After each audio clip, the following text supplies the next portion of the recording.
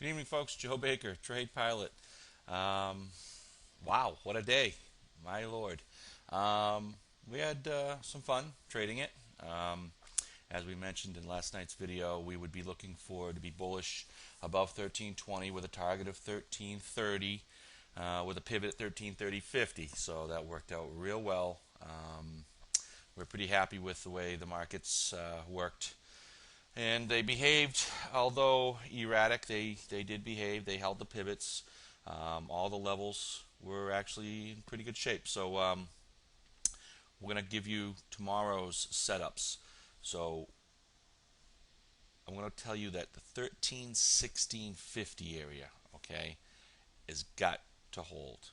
All right, that 1316.50 area, 13. Let's say you could probably give it a little bit of room because this market's been a little nervous lately and skittish. So you can probably give it down to about 1350 area, something of that nature. But the point is, it's got to hold. Um, Below that, we're going to see probably some quick liquidation. In other words, it's going to be probably fast and furious down to about the 1310 area, 1309 area, and then down to the 1303, 1304 area, then to the 1299 area, and then down to the 1293. These levels are getting quite oversold, but we continue to stay oversold. What I don't like about the market action is this is typically a bullish week, and it's been nothing of the sort. Yesterday, Microsoft, Yahoo thing, whatever, short covering, call it what you want, but the market rallied about 50, 60 points middle of the day and gave it all up in the afternoon, and that's just not what you want to see. You don't want to see the market selling off in the afternoon. It's just not. It just doesn't bode well for a bullish picture in the market. So what you'd like to do is see the market kind of gaining strength into the afternoon, as the old adage goes. Amateurs trade in the morning, professionals trade in the afternoon, and they're obviously distributing. Every chance they get. This market rises, they just punch it in the face right back down. So, yesterday, bang, right in the face. Today, bang, right in the face. Tomorrow, who knows? Okay, nobody knows. All we do is just trade our levels, trade our indicators. Again, we watch our yen, we watch our sync indicator, and that basically just tells us what to do. It eliminates us from having a bias or having an opinion, because I can know if any of you guys out there have actually traded before that are watching this, having an opinion or a bias. You're just probably thinking right now, yeah, I know how much I lost having an opinion or a bias. So we really just kind of let the market kind of tell us what it wants to do. If this thing wants to rally 300 points tomorrow, God bless it, let's go with it and let's be on the right side of it. If it wants to sell off 300-400 points, let's just be on the right side of it. That's all we really try to do. So again, bullish above 1316 for 1321.75, 1327.50. Then it's 1333.25, 1339 to the upside. Hey, I hope it gets up there, for any of you guys that are long and bullish.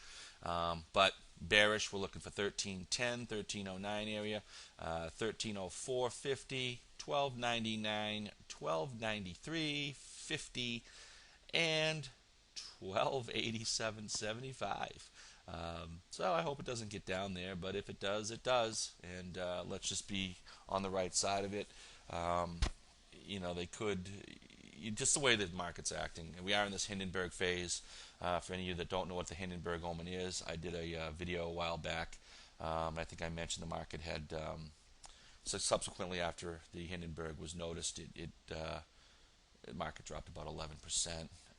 And this Hindenburg, I think, came through on the 16th, I think, was the first signal, and I think it's given 2 or 3 signals since then.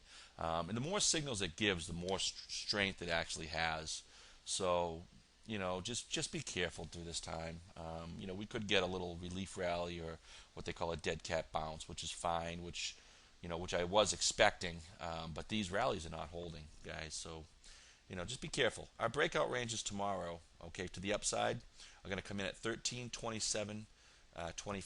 So at 1327.25, that's a breakout range to the upside, and our target on that would be 1337.75. or thereabouts. So we're looking for, a 10-point breakout from 1327.25 to 1337.75. Our sell zone, okay, our sell area where we're going to be coming in would be the 1317 and a target of 1306.75. So that would be a sell target. So, like it did today, we had a 10-point range. It worked out perfect for us. Tomorrow, if we get in there, that's fine. Now keep in mind too, all right, guys, what can happen with these pivots and with these breakout ranges is that the market may not be weak enough to actually get into the sell area. So, this market may actually just trade in between. It's like, say, 1315 and a half to 1327, and that may all be she wrote. That's very common for this to do. So what I'm trying to say is, just be careful. Make sure, you look at your momentum indicators and some other things that whatever you guys are using. But, keep in mind that a lot of the times these levels are breakout ranges and breakdown ranges. So you have to actually get into these ranges to actually get the breakdowns to occur. So a lot of the times the market will actually just trade in between them, which is fine because it's movement and we know where to fade and we know where to buy.